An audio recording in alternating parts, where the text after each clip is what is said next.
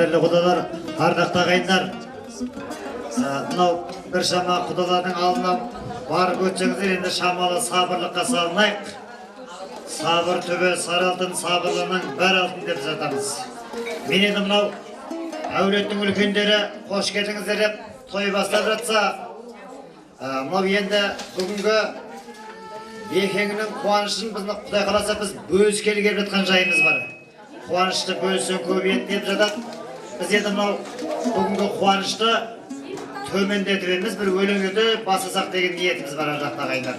Ән көңілдің ажары, күй көңілдің базар десе, біз енді мынау домбыраменен сырнайды үйлестіріп үндесіп, бір сіздердің құрметтеріңізге ән жолдасақ деп жатырмыз.